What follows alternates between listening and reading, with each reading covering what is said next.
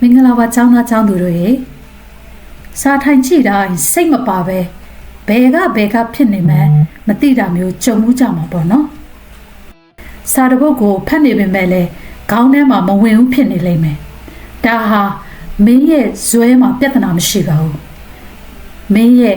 စွမ်းအင်အထောက်ပံ့မှာပြဿနာရှိနေတာဖြစ်ပါတယ်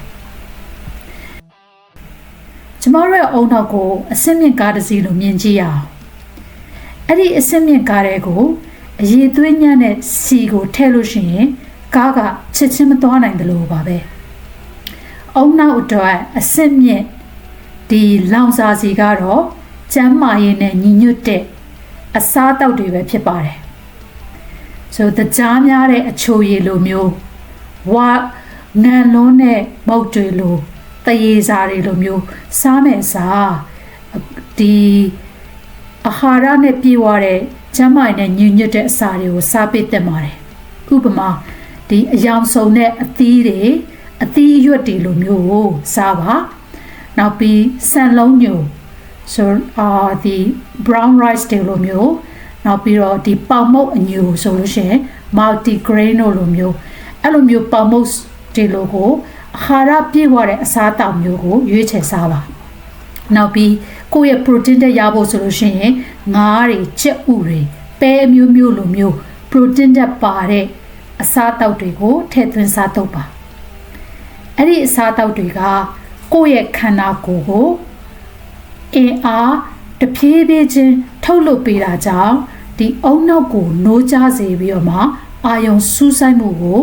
ကြာရှည်ခံစေပါတယ်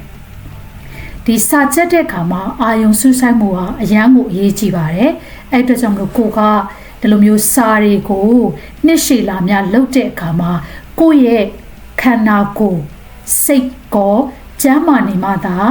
ကိုယ့်ရဲ့ဒီပညာရေးပန်းတိုင်ကိုချောချောချူချူနဲ့မြန်ဆန်ဆန်ရောက်နိုင်မှာဖြစ်ပါတယ်နောက်တစ်ချက်ကကားကိုမောင်းနေမှာဒီကားရဲ့အခြေအနေကကောင်းတယ်လို့မျိုးကားကိုများမောင်းပေးရမယ်အဲ့ဒီလိုမျိုးပဲဒီအုံနောက်အတွက်ကိုလည်းကိုလက်လှုပ်ရှားမှုလိုအပ်ပါတယ်ဒီမာရသွန်ပြေးဖို့အတွက်ပြောတာမဟုတ်ဘူးเนาะဒီမာရသွန်ပြေးဖို့လည်းမလိုအပ်ဘူးမိနစ်20မိနစ်30လောက်လမ်းမြန်လျှောက်တာနောက်ပြီးတော့ဒီဇွန်ဘာအကလိုမျိုးကစားတာမျိုးနောက်ပြီးရင် workout လုပ်တာလိုမျိုး gym သွားတာပဲဖြစ်ဖြစ်ကိုယ့်ရဲ့အိမ်မှာပဲဖြစ်ဖြစ် workout လုပ်တာမျိုးကိုအဲ့လိုမျိုးလေ့ကျင့်ခန်းလုပ်ခြင်းကဒီအောက်ဆီဂျင်ပြည့်ဝတဲ့သွေးတွေကိုအုံနောက်ထဲကိုညှစ်ပေးတာကြောင့်ဒီအာယုံစူးစိုက်မှုကိုပိုကောင်းစေပါတယ်အဲ့လိုကိုကအာယုံစူးစိုက်မှုကောင်းတဲ့အခါမှာ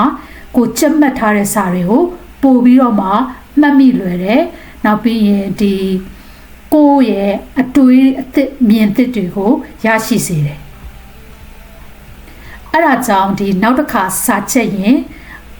အာယုံမစူးစိုက်နိုင်ဘူးလို့ခံစားလို့ရှိရင် coffee နောက်ထပ်တစ်ခွက်တောက်မဲ့စား